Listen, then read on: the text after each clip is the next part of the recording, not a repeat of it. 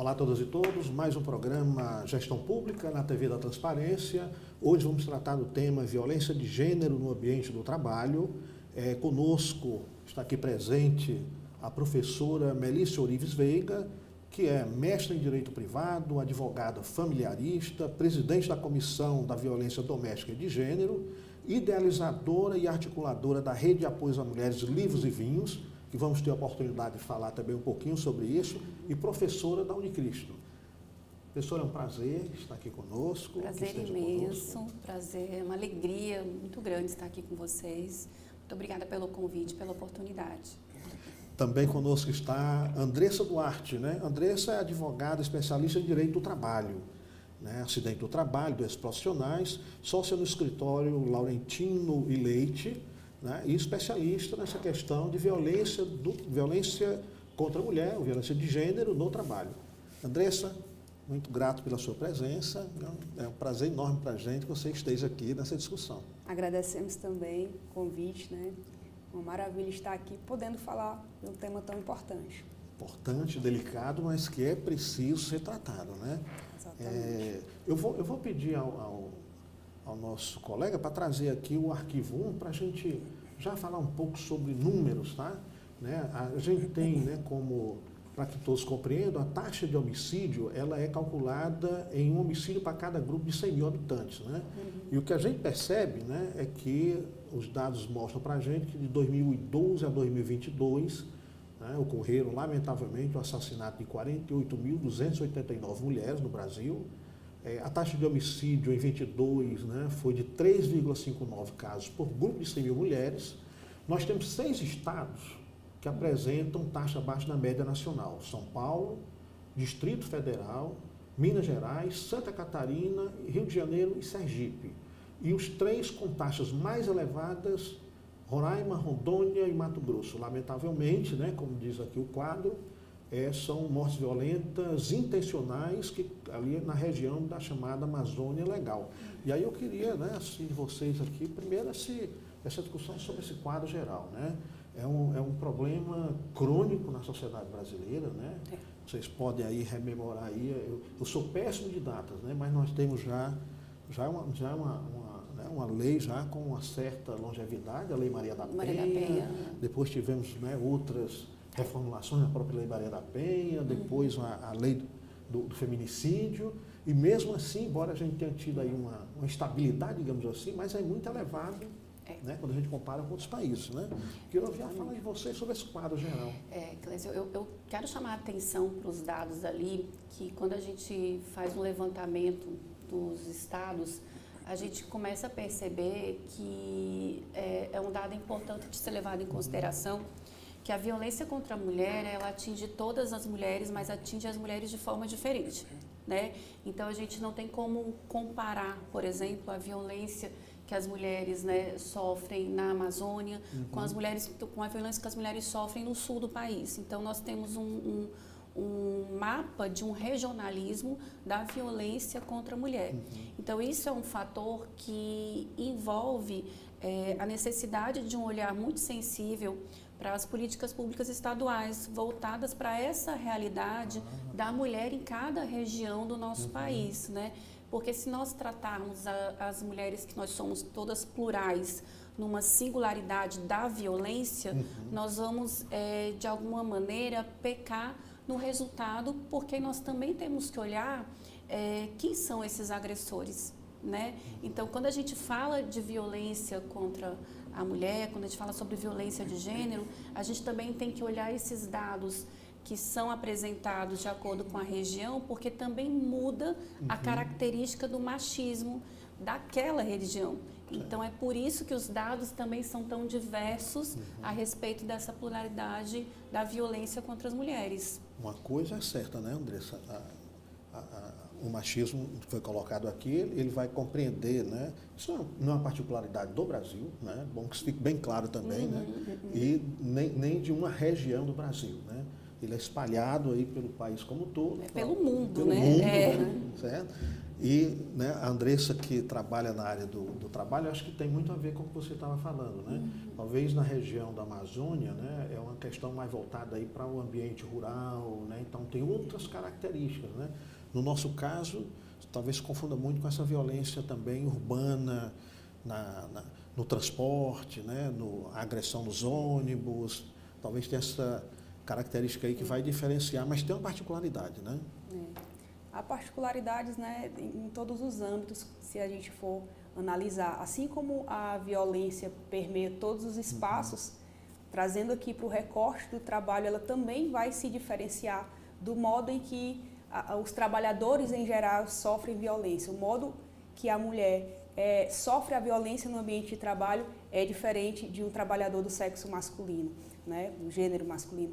Então, assim, a violência contra a mulher, o modo de ela ser estrutural e permear todas essas camadas, ela traz essa particularidade que acaba, inclusive, diferenciando até o modo em que as mulheres, sofrem essas violências de acordo com as regiões, né? Assim como também de acordo com o recorte de classe, mas sempre violência, né? A violência no ambiente do trabalho, por conta da ideia de se produzir menos, por já ter uma dupla jornada. Tem também as mulheres, e aí dentro do trabalho, se a gente olha, existe o tipo de mulher que sofre violência por também estar em um cargo de liderança, que é diferente da violência que aquela mulher que está no cargo ali, chão de fábrica, vamos dizer assim, porque ela já tem uma dupla jornada. Já no âmbito da mulher que está em cargo de liderança, muitas vezes ela não é ouvida como seria ouvida se fosse um líder do sexo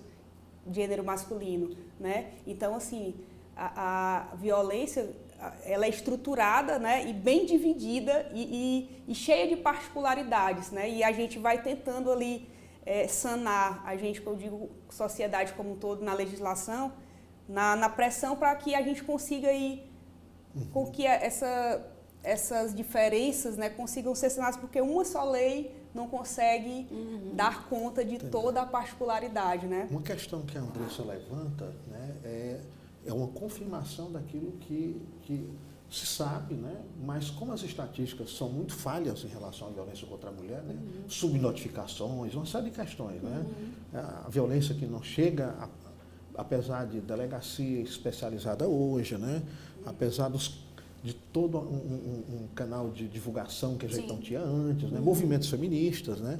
Apesar de tudo isso, há subnotificações. Mas o que a Andressa levanta, né, mostrando que no trabalho acontece, inclusive com mulheres em cargo de chefia, portanto, perpassa as classes sociais. Questão de renda aí, quer dizer, vai para o espaço, né? Sim, quer dizer, sim. que aquela ideia que ainda paira na cabeça de alguns, que a mulher com o salário baixo, ou mesmo sem salário, que é a vítima da violência. A fala da Andressa aqui mostrou que não é nada disso. Não, não. A realidade que nós temos hoje, ela é muito curiosa, porque se a gente for perceber ali no Mato Grosso, nós temos um índice de violência patrimonial muito grande nas regiões do agronegócio. Então, existem vários tipos de violência, mas em especial quando a gente vai tratando dessas regiões que têm um movimento econômico acentuado, como foi demonstrado ali do Mato Grosso do Sul, São Paulo. Então, são regiões que a gente nota um aumento da violência patrimonial. Então, é curioso de se levantar esses questionamentos, porque quando se fala muito de violência, nós pensamos logo de imediato, enquanto sociedade, da violência física. Mas quando a gente analisa aqueles dados ali que foram apresentados, são dados que revelam muito esse regionalismo e também o aumento da violência patrimonial misturada com essa perspectiva do agronegócio, do garimpo, né, da exploração pelo garimpo que nós temos ainda. Então, é por isso que olhar de uma forma homogênea para a violência contra as mulheres é um grande erro que se tem hoje, justamente porque a gente vai falhar em se pensar na causa dessa violência. Porque quando a gente pensa nos efeitos, eles são visíveis, nós temos dados para os efeitos aqui. mas quando a gente pensa na causa, que é essa questão do machismo, da estrutura do patriarcado, da exploração da mulher, né, como uma fonte de desejo do homem. E quando eu digo desejo, eu falo do desejo de produção, quando nós estamos trabalhando na perspectiva da violência dentro do âmbito profissional, do âmbito do trabalho. Então, é esse desejo de explorar algo que eu sei que vem de uma fragilidade, né? Porque muitas dessas mulheres, na grande maioria, quando a gente pensa, trabalha por uma questão, nós somos privilegiadas por trabalharmos no que gostamos de trabalhar, mas a grande maioria vem de uma jornada tripla de trabalho, vem muitas vezes de ausências acumuladas desde a infância, da adolescência, da fase adulta, quando chega numa maternidade solo também, de ter que lidar com a subsistência dos seus filhos, da sua própria subsistência. Então, a gente vê que a mulher, quando chega no mercado de trabalho, ela chega já numa situação de desfavorecimento da sua possibilidade de escolha mesmo. E aí vai repercutindo essa subjugação social dentro do ambiente de trabalho. Que a coloca numa condição de vulnerabilidade enorme, né? Totalmente. Até porque na tua fala, né, você deixa a gente fazer uma leitura que vai no caminho de como isso é histórico, né? Quer dizer, embora muitos coloquem, né, quer dizer, não, antes a mulher não trabalhava porque era doméstica, né? Ou seja, trabalhava e muito. Muito, só não era né? remunerada. Isso, né? Você trabalhava numa condição de semi-escravidão ou muitas vezes disto, né? Sim. Então, se a gente pensa esse olhar sobre a mulher, né, é aquele olhar de que é um objeto de exploração. Sim. Né? E aí essa exploração no sentido mais amplo, a exploração mesmo, né? A exploração sexual, a exploração de trabalho, né? De onde eu posso extrair o máximo de trabalho possível, né? É essa questão que estava presente na sua fala. Né? E aqui que traz a análise do último dado ali com relação à Amazônia, né? Então, não é natural que se pense, se a gente for tecer uma pergunta, assim, por que as mulheres, né, na Amazônia são vítimas em 54% superiores à média nacional. Então, é muito simples a gente falar, porque a região da Amazônia, ela é uma região, digamos, mais pobre do país. Não é. Nós não temos esse dado como um dado real. Qual é a causa? É a exploração. A exploração da região, a exploração cultural, a exploração das mulheres, a exploração das crianças daquela região. Interessante porque isso, né, isso nos leva a chamar a responsabilidade os formuladores de políticas públicas, né, porque numa situação, a situação na Amazônia Legal é completamente diferente das questões que a Andressa trouxe para cá, né? Sim. Mas, gente, eu queria trazer aqui o dado do gráfico 2, do tabela 2, em que aqui nós temos o seguinte, né? A taxa de homicídios registrada de mulheres por 100 mil habitantes, período de 2012 a 2022, Brasil, Ceará, Piauí e Distrito. Eu trouxe essas referências aqui porque elas mostram o maior crescimento, o menor crescimento e a média, que é a média do Brasil. Né? 2012, a taxa era de 4,7 para o Brasil, caiu para 3,5, né? E a gente teve aí uma redução de 25,5%, muito boa, né? Agora, quando a gente, sinal que alguma coisa está funcionando, né? Sim.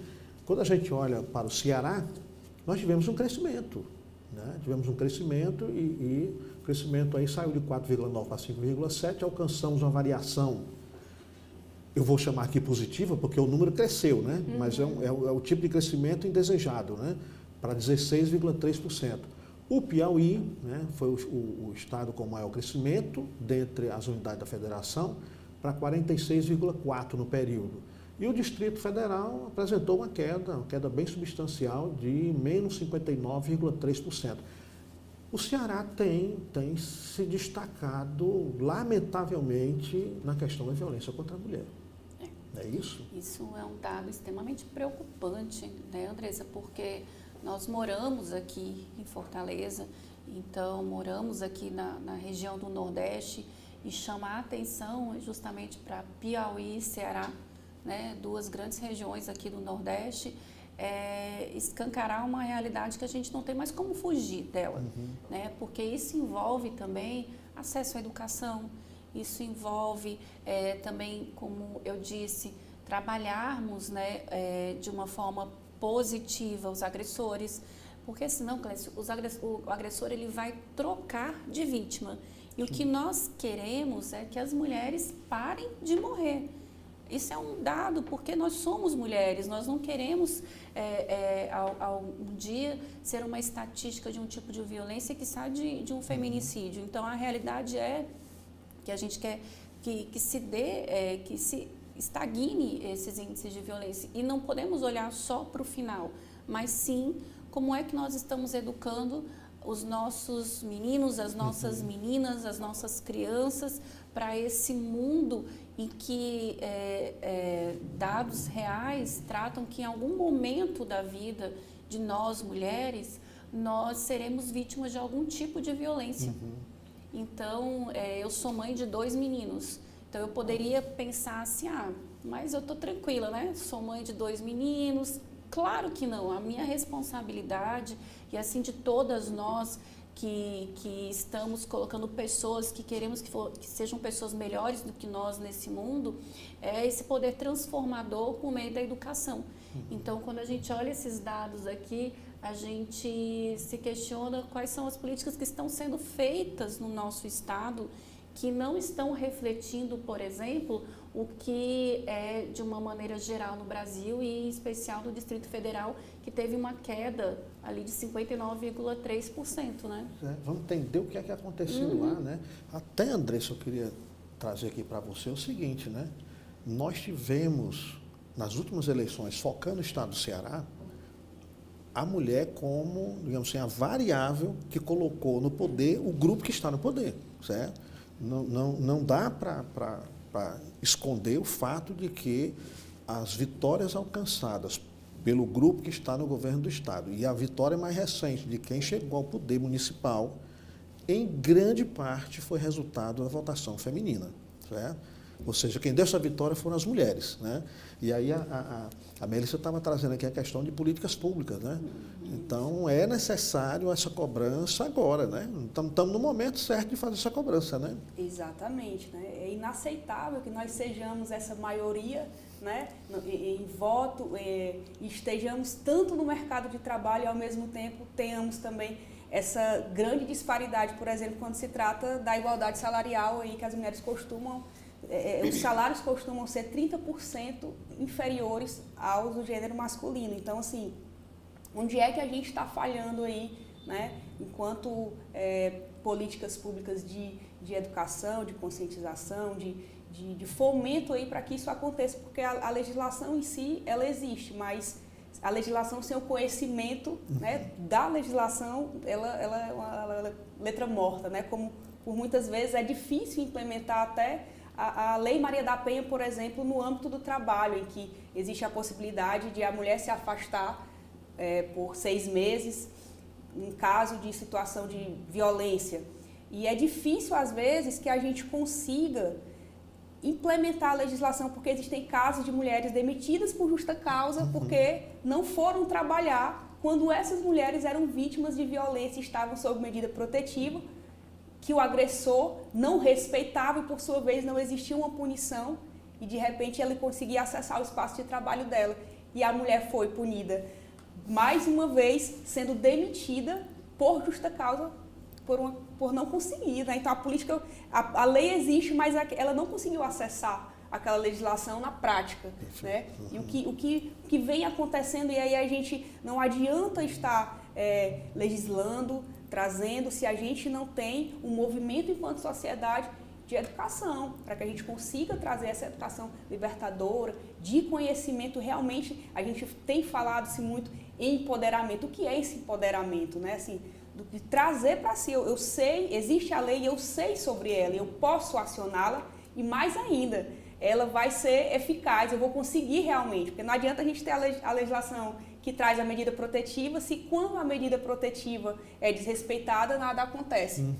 E aí, como esse exemplo que eu lhe falei, a mulher sendo demitida por justa causa porque não foi ao trabalho, porque o agressor estava circundando o local. Né? Acarretou em dupla agressão, né? Uma agressão feita por um colega de trabalho, um chefe, ou coisa do gênero, né? E a outra é a demissão, né? A demissão injusta, né? Porque A condição deveria ser outra completamente, né? Caberia a ela o contrário, era ser indenizada pelo que estava ocorrendo. Nesse né? caso foi assim, emblemático, porque na sentença, né, ela foi confirmada a demissão, e aí só conseguiu-se a reversão lá no tribunal. Né? Então, assim, é complicado, e aí, por conta disso, né, em relação a essa questão que a gente tem hoje, a aplicação do protocolo, né, de julgamento sob a perspectiva de gênero, né, que é uma resolução do CNJ, para que se consiga aí, de certo modo, que a legislação seja, é um modo, né, um meio também que foi, para que se observe essas peculiaridades e particularidades que aí nas relações trabalhistas, o protocolo ele é no CNJ como um todo, né, assim, de todo o ambiente do judiciário. E aí no trabalho a gente tem aí, de repente, essas peculiaridades de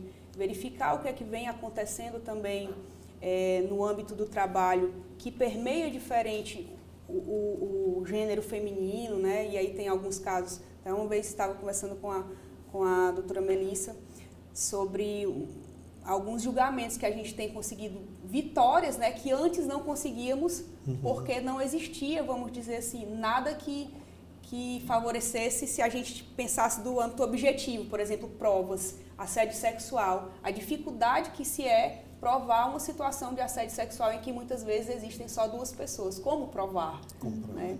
Como provar? E aí o protocolo de julgamento sob a perspectiva de gênero vem trazer, por exemplo, a valoração do depoimento da vítima, né, como prova. Então, algumas outras possibilidades. Mais uma vez a tua fala reforçando o fato de que subnotificação prevalece totalmente, né? Não, com certeza. Eu vou pedir aqui o Tiago para trazer aqui o arquivo 3. Isso.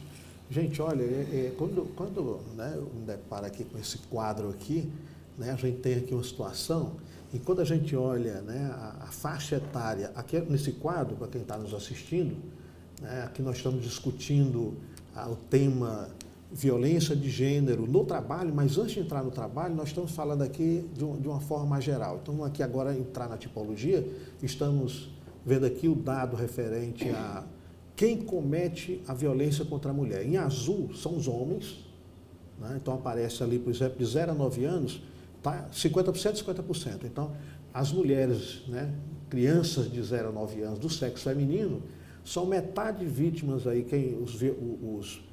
aqueles que cometem a violência, metade homem e metade mulher. Né? Aí a gente, à medida em que vai crescendo na faixa etária, a mulher vai saindo de casa, entrando para o mundo social, não é isso? Né? A gente vai ali de 10 a 14, adolescente, aí a gente já altera, né?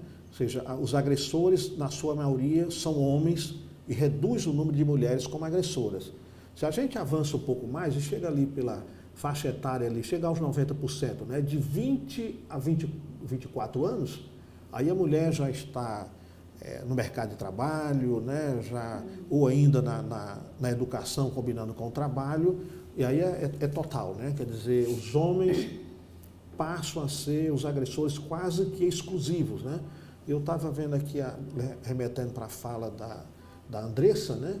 A mulher chega no trabalho e ela encontra o chefe homem, né? Porque, lamentavelmente, os cargos de chefia, embora as mulheres tenham avançado, mas ainda não são maioria, né? E a gente tem essa mulher no mundo social, né? Enquanto ela está ativamente no mundo social, os agressores são homens, né? O azul vai lá para cima, até a faixa aí de 60 a 64 anos. E aí, à medida em que a mulher vai se afastando desse mundo do trabalho, entrando em aposentadoria, ficando sob os cuidados, os homens reduzem, né? E as mulheres aí também crescem em termos daquelas que vão praticar violência contra as mulheres, né? É algo impressionante, né? Que a gente olha no início do ciclo de vida, os homens são altos, né? Mas não são maioria em termos de prática de violência contra as mulheres, e lá no final, né, as mulheres voltam a praticar violência contra as mulheres. E durante o período de idade, né, ativa socialmente, estudo, trabalho, as mulheres são vítimas dos homens, né? É uma coisa impressionante, né? É muito impressionante, porque se a gente levar em consideração o início da vida, como você bem colocou, de 0 a 9 anos, né? e o fim da vida ali a partir dos 80 anos, né, 70, 80 anos, a gente verifica esse percentual igualitário da violência intrafamiliar justamente porque muitas vezes são as mulheres que estão no cuidado de outras mulheres, né? Então também tem esse dado para ser levantado, porque quando a gente fala de violência doméstica e intrafamiliar, a gente pode estar falando sobre a perspectiva do abandono daquela criança, daquela pessoa idosa, né? A gente pode falar, inclusive, das formas de comunicação com as crianças que nós ainda temos por meio da violência, né? Então, eu acho assim, muito interessante que é uma fala corriqueira que se tem, assim, mas na minha época eu apanhava de espada de São Jorge, hoje são as crianças Nutella que dizem assim, né? Eu era criança raiz. Não, você foi uma criança educada com uma educação voltada para a perspectiva da violência. Então, quando a gente analisa esses dados aqui, a gente percebe que essa violência doméstica e intrafamiliar, primeiro, um dado extremamente relevante, uma realidade cruel, né? Porque as mulheres do início ao fim da vida, elas são vítimas. São vítimas, né? E são revitimizadas nos processos judiciais também, que é um ponto importante também da gente falar. Fora isso, quando nós temos esse 50% aí na fase do 0 aos 9 anos e depois lá 60,1%, 70,1%, a gente percebe essa responsabilização do dever de cuidado para as mulheres. Então, normalmente ali são as filhas cuidadoras, as irmãs mais velhas cuidadoras, as tias cuidadoras, que não de forma alguma justificando, mas é um outro dado para se olhar, porque quando a mulher ela ingressa no mercado de trabalho, ela também deixa o dever de cuidado dos seus filhos, das suas filhas, muitas vezes para outra mulher cuidar. O homem não vai ocupar esse espaço. Não ocupa.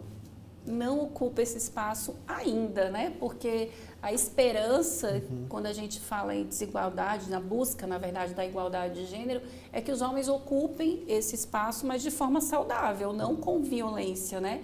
Que a gente faça esse movimento de ressignificar como estamos educando para que esse dado ali, ele não mude para pior, mas pelo contrário, ele mude para uma perspectiva de mudança do feminino, do masculino, do dever de cuidado e da nossa responsabilidade como um todo, né?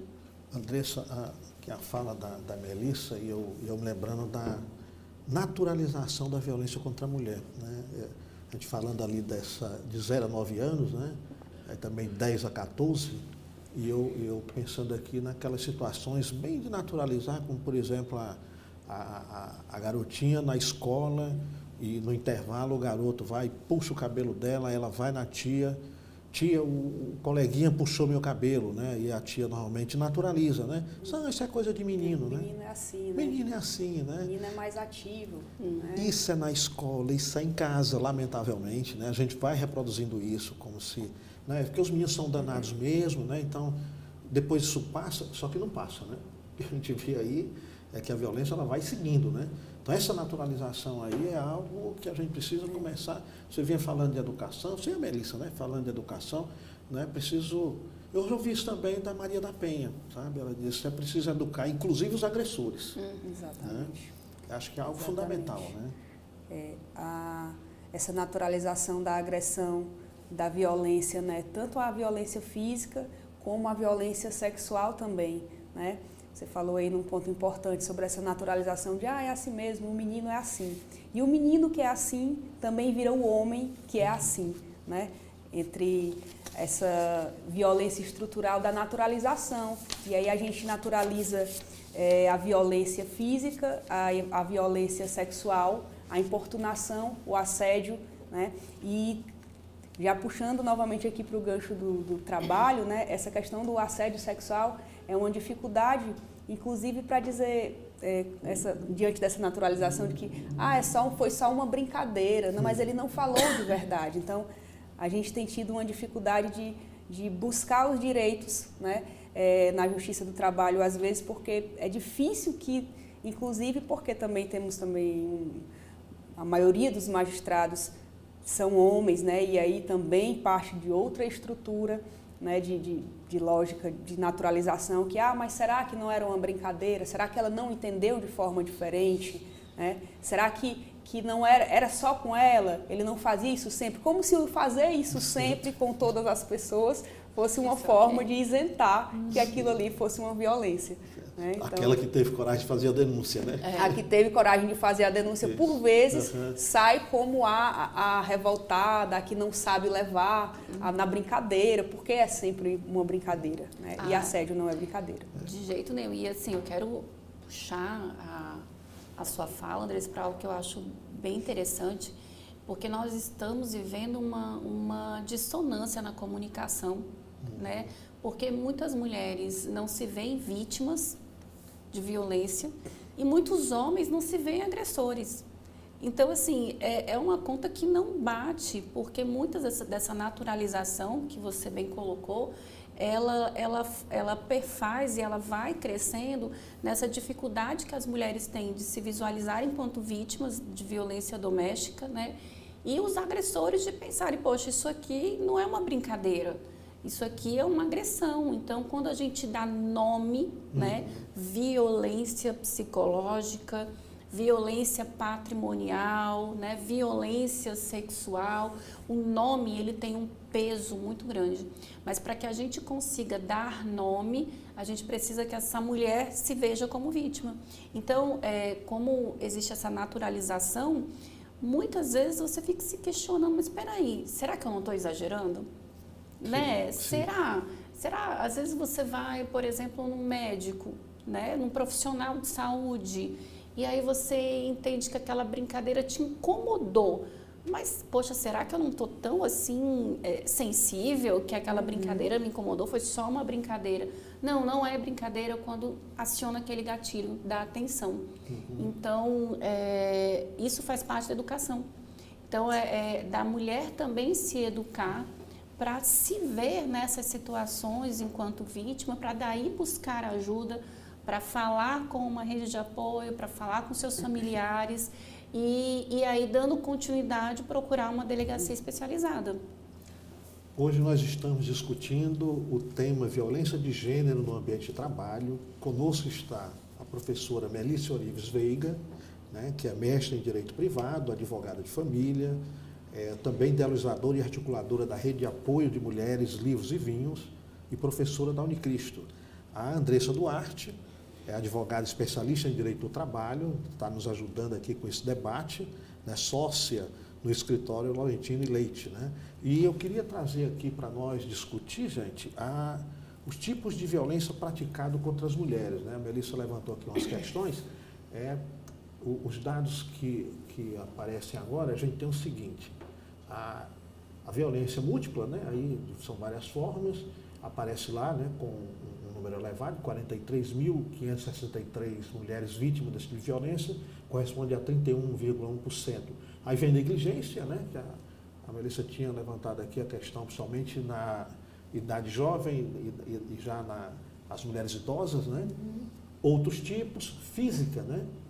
Física é aquela mais fácil de identificar, né? Então, era até natural que ela aparecesse com esse número aqui de 51 mil. Embora acredito que as outras violências, né, como a psicológica, deva ser muito superior. Mas ela não aparece, né? E está ali 15 mil, que representa 10%. E a violência sexual, 12.477, também com dificuldade de aparecer na estatística, porque aí tem uma série de outras questões que impedem a denúncia, né? A vergonha, né? A educação, né? Saber que foi uma violência, né? E assim, eu quero só chamar a atenção para um dado que é importante da gente refletir, porque quando se coloca uma violência física de 51.407, né? E a psicológica 15.041, a gente tem que levar em consideração que praticamente toda violência física, ela vai trazer uma consequência psicológica. Então, esse dado, ele é bastante questionável quando a gente pergunta o que é uma violência psicológica, né?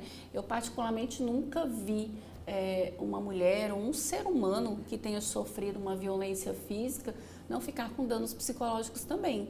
Então, isso é um dado relevante porque a violência psicológica, ela é sutil, né? A física, nós já sabemos e tem já a mudança até do ditado que em briga de homens e mulheres a gente salva a mulher, né? O que antes a gente não metia colher, hoje a gente salva a mulher. Então, quando tem a violência física, a própria sociedade já não está mais tolerando, né? Então, as pessoas já interrompem, as pessoas já tentam salvar a mulher, afastar o agressor quando estão presenciando. Mas a violência psicológica, ela acontece no dia a dia, né? De forma paulatina. Então, a gente tem dificuldade de se perceber, né? As mulheres têm dificuldade de se perceber como vítima. E os homens também têm essa dificuldade de perceberem que estão agredindo psicologicamente a mulher. Já a sexual, é aí que eu acredito que nós temos um dado que talvez não reflita com a realidade, mas apenas aquelas mulheres que de fato perceberam que é uma violência. Porque se a gente falar de violência sexual, a gente fala de violência conjugal também, que não é muito falada, né? Então, é importante para deixar como alerta para todas as mulheres que estão nos assistindo aqui, que a violência conjugal, ela é uma realidade. E é preciso compreender que não só porque se está num casamento, numa conjugalidade, que obrigatoriamente é permitido.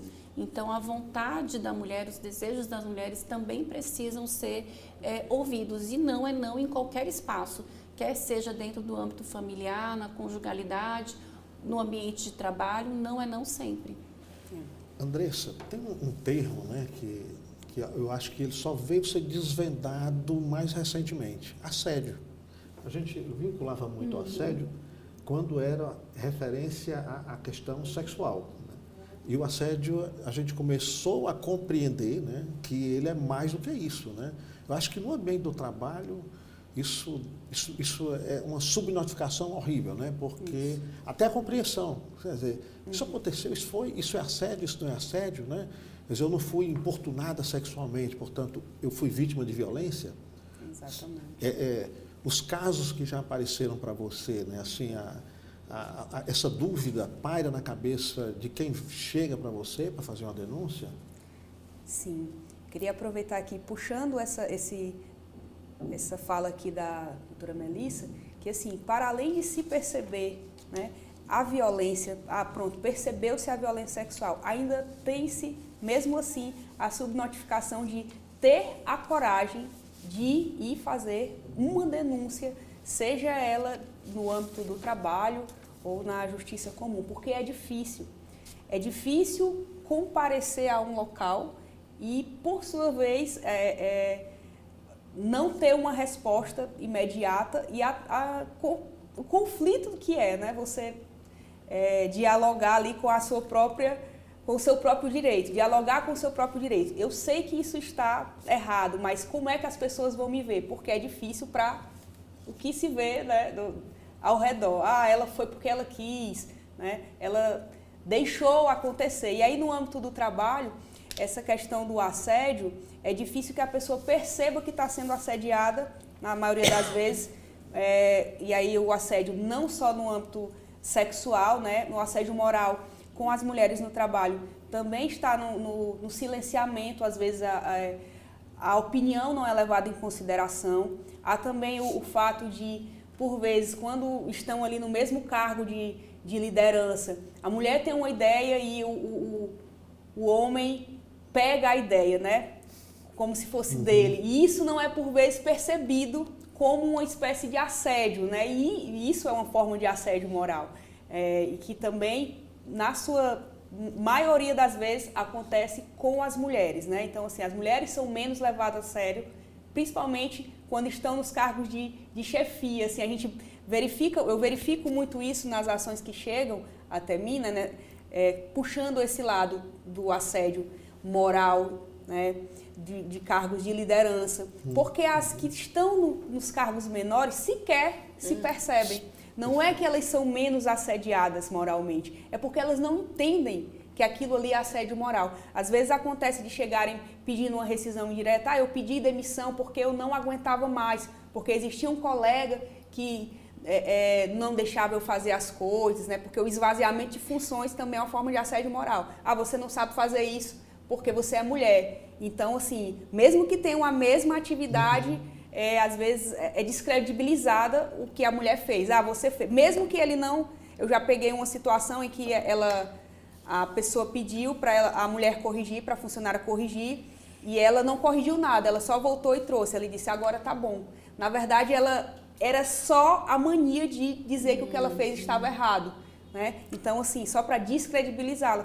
E aí a gente tem esse maior número de ações de mulheres de cargo de liderança, porque são as que têm o maior conhecimento, porque em sua maioria é difícil que as pessoas que têm menos acesso à educação percebam que estão sendo assediadas, seja moralmente, seja sexualmente. E se percebem, tem mais medo ainda, porque tem medo como é que ela vai conseguir acessar outro emprego, como é que ela vai sair desse mercado de trabalho, porque as pessoas ainda hoje têm medo de manchar a carteira, né? Uma ilusão que tem, eu que manchei a carteira entrando com um processo, por exemplo, de rescisão indireta, né? Por assédio moral, que é um caso de possibilidade de rescisão indireta. Então, assim, é mais ainda subnotificado do que a gente imagina, porque é difícil a percepção e ainda que se perceba, é difícil ter a coragem de enfrentar.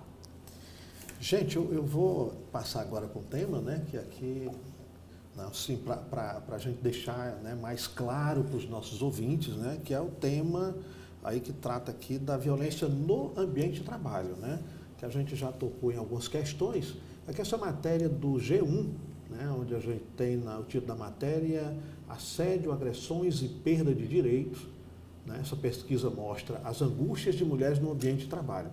Eu gostei dessa pesquisa porque ela é um ambiente de trabalho, mas ela traz o entorno também como um ambiente de trabalho, né? A consultoria Deloitte lançou essa pesquisa sobre condições de trabalho para a mulher e mostrou que 49% das mulheres brasileiras estão preocupadas com a própria segurança no trabalho, durante o trajeto e em viagens profissionais, né? Então não é só o lugar do trabalho em si, mas esses outros que também o circundam, né? 24% diz ter sofrido assédio durante o atendimento a clientes, que até agora não tinha aparecido, né?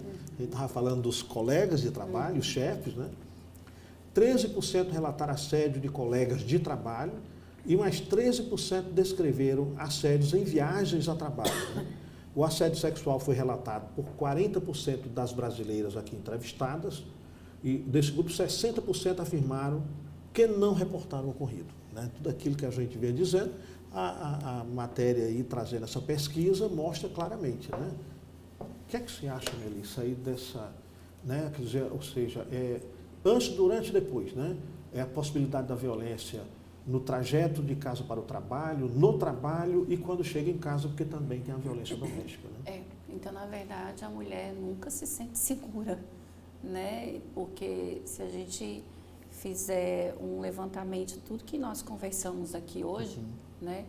Se de 0 a 80 anos de idade, 90 anos, né? Nós já tivemos a confirmação pelos dados que em algum momento essa mulher vai ser vítima de violência, né, intrafamiliar. Quando ela consegue sair da violência intrafamiliar, que ela está no mercado de trabalho, ela também corre o risco de sofrer algum tipo de violência, quer no trajeto, né, se chegar ao local de trabalho, utilizando, por exemplo, o meio de transporte público, que muitas vezes não tem segurança, né? Quantas e quantas mulheres já sofreram algum tipo de violência dentro do meio de transporte, chegar ao seu local de trabalho, então aquela relação com o chefe, com os colegas, né? Que muitas vezes ela é uma relação muito velada, né, de se manter uma espécie de diplomacia, quando na verdade ali está todo mundo de alguma forma se colocando como espectadores de violência dessas mulheres, quando compactuam ainda com o silêncio para a reprodução dessa violência. Então, é importante que a gente não se silencie quando estivermos presenciando uma colega nossa de trabalho sofrer o que a Andressa acabou de falar, né? O grande problema é que nós, de alguma maneira, também somos reféns no ambiente de trabalho, né? Porque todos nós, em grau menor ou maior, estamos naquele ambiente de trabalho ou por escolha ou por necessidade, ou ambos, né? Então, existe um silenciamento coletivo dessa violência e que, de alguma maneira, coloca a nossa própria subsistência ali com o favorecimento dessa violência por meio do silenciamento, né? Há uma questão, né, que a gente fala, é vítima de transporte, né? Mas não é só o transporte público coletivo, né? É também o Uber, né? É a mulher que dirige o seu veículo carro, próprio, né? Que tem muito mais possibilidade de ser agredida no trânsito do que os homens, né? Sim. Então, nesse trajeto é tudo isso, né? É o deslocamento do transporte para a residência, né? Às vezes, quantas e quantas mulheres não desistem, às vezes, do trabalho estudar à noite por conta da violência, o risco da violência, ou a violência efetiva nesse trajeto para casa, né? Do transporte para casa, né? Então, assim, é um cenário, né? Quer dizer, tudo isso aí, Andressa, né? Pelo que a gente já falou, precisa ser visto atentamente pelo poder público, né? Para garantir políticas públicas, informação, segurança, né? Eu não sei se vocês acompanharam, mas é algo que a gente precisa estar atento para cobrar, né? A questão de segurança nos pontos dos ônibus. Né? E eu acredito que muitas mulheres devem ter votado em função disso também, né?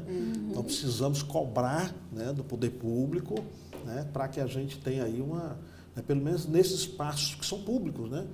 Porque internamente das empresas, né, o setor público está lá com o judiciário ou com a capacidade de informar para que as mulheres sejam capazes de reagir adequadamente a essa violência, né? Mas há um papel enorme, né, quando a gente pensa nessa violência no entorno, né? No entorno, exatamente, né?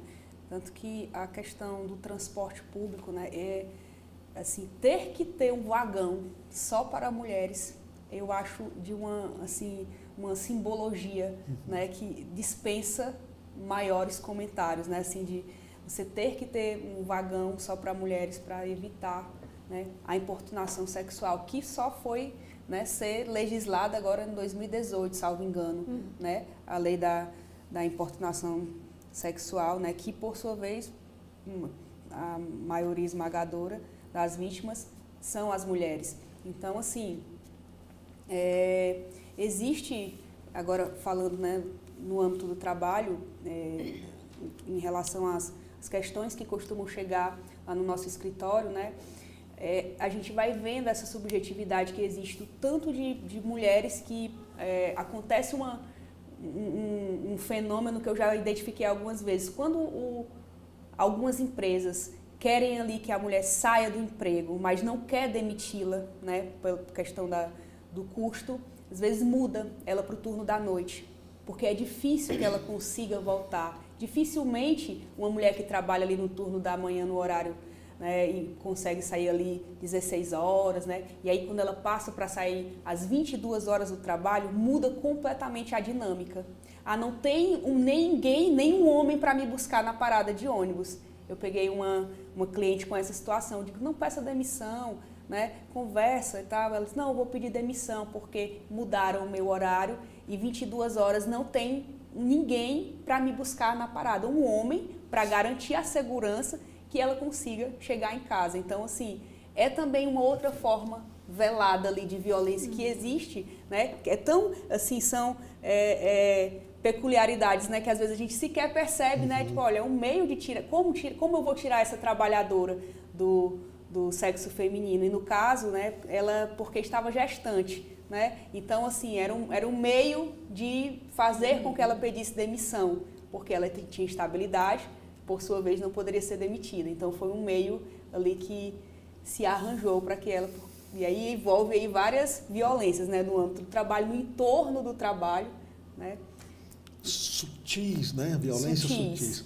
Nós estamos hoje na TV da Transparência, no programa Gestão Pública, tratando o tema violência de gênero no ambiente do trabalho. Conosco está Andressa Duarte, que é advogada especialista em direito do trabalho, a professora Melissa Orives Veiga, né, que é mestra em Direito Público, e estamos tratando hoje de um tema em que já discutimos a questão da violência domiciliar ou intrafamiliar, como a Melissa nos colocou, a violência no ambiente de trabalho, a violência no transporte, os tipos de violência, né? Chamamos a atenção aqui de subnotificações de determinada violência, como a violência sexual, o desconhecimento, né? A Andressa Melissa nos trouxe aqui, o próprio desconhecimento do que se trata de violência, até para identificar e a denúncia ser realizada, né? O que nos leva a concluir que é necessário políticas públicas, inclusive para esclarecer as próprias mulheres, né, que são vítimas da violência e que violências são determinadas ações com determinadas características, né? Então, essa discussão que está sendo feita aqui pela Melissa e pela Andressa, convido agora vocês também para continuar assistindo a gente e para verificar aqui as questões relativas à violência, as inovações legislativas de combate à violência, né? Temos inovações, né? Eu vou pedir aqui o Tiago para trazer aqui o dado referente à lei número 14.994 de 2024, né? Tivemos aqui, né, dentro das questões mais gerais, né, feminicídio como crime autônomo, né? A feminicídio agora é tratado como crime autônomo, com penas mais rigorosas, né? Já vem algo que vem crescendo, né, historicamente, né? Antes era algo que se resolvia com cesta básica, né? E aí foi preciso. Da comunidade, né? Foi preciso endurecer, né? Senão a gente não teria atingido até aquela redução. Aumento das penas, né? As penas por crimes cometidos contra as mulheres por razões da condição do sexo feminino foram agravadas, aquelas caracteristicamente feminicídio, né? Eliminação, isso foi uma coisa para mim espantosa. Quando eu soube que ainda tínhamos advogados e advogadas que utilizavam o argumento de legítima defesa da honra. É um absurdo, isso era para mim coisa já superada, né? E aí veio nessa discussão, né? Eu achei assim espantoso, né? E ameaça como crime penal público incondicional, né? A ameaça cometida no contexto de violência doméstica ou familiar passa a ser crime penal público incondicional, né? Então tivemos aí um rigor maior. Resolve. O que é que vocês acham? Eu acho que é o início de uma solução, né? Mas o fato é que não trabalha a causa, né? Então, é importante que, para além de uma legislação, e aí não diminuindo de forma alguma os avanços que nós tivemos, mas para além de uma legislação muito mais rigorosa, que de fato os dados nos revelam de que é importante isso, a gente precisa ocupar os espaços em que nós temos como trabalhar a causa dessa violência, né? Que são os espaços predominantemente circulados por homens. Então, eu sei que aqui a gente já voltou no tema e é muito bacana ter esse diálogo, mas a gente não chegou nem a falar da violência que é praticada, por exemplo, nos estádios de futebol, ou então onde nós temos um índice gigantesco de agressores, né?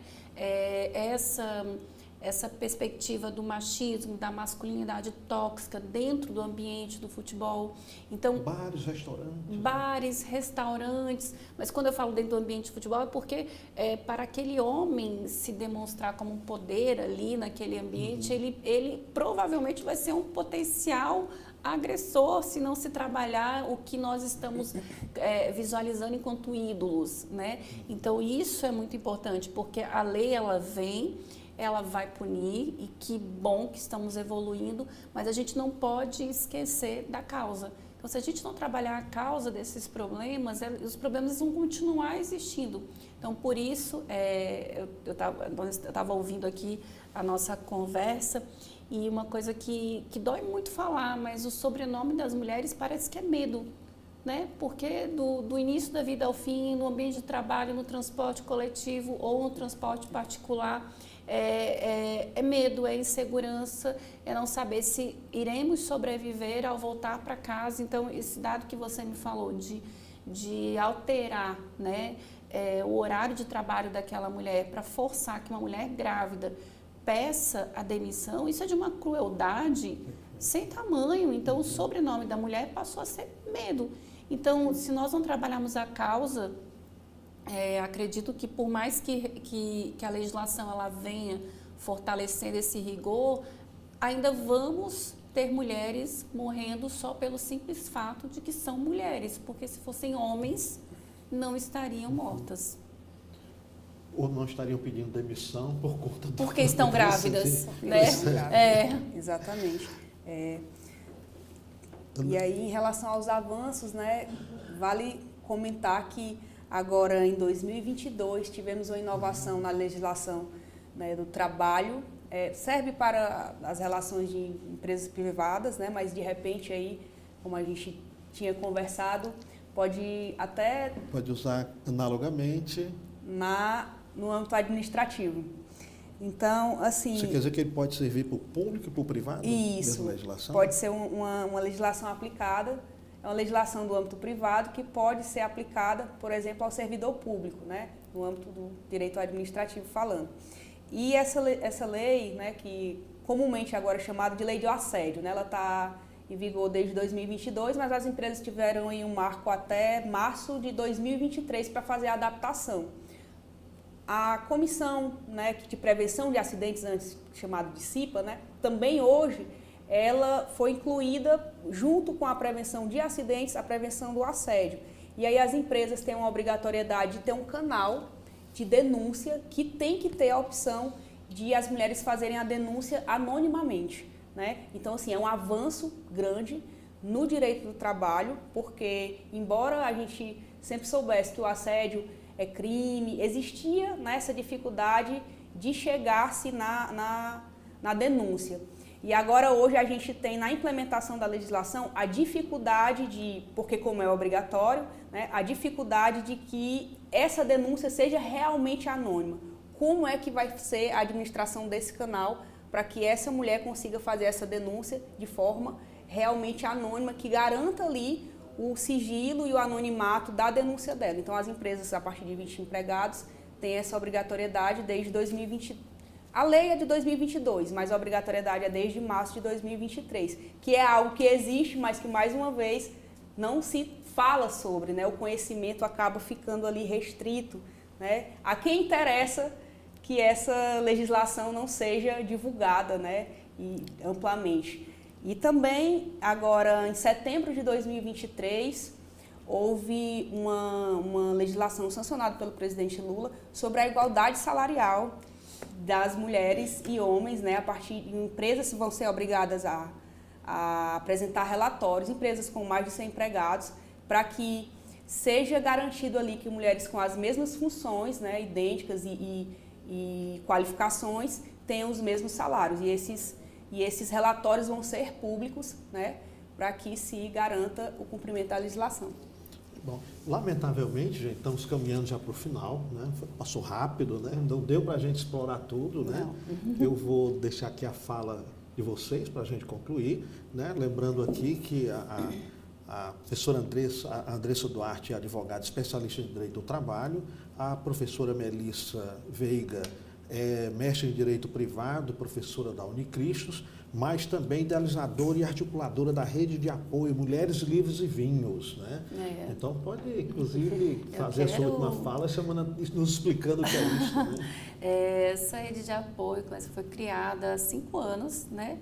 E vem nessa busca do fortalecimento da união entre mulheres. Então, nós fazemos reuniões mensais com um livro, porque a educação, o livro, ele liberta, né? Ele liberta das relações abusivas, tóxicas e violentas.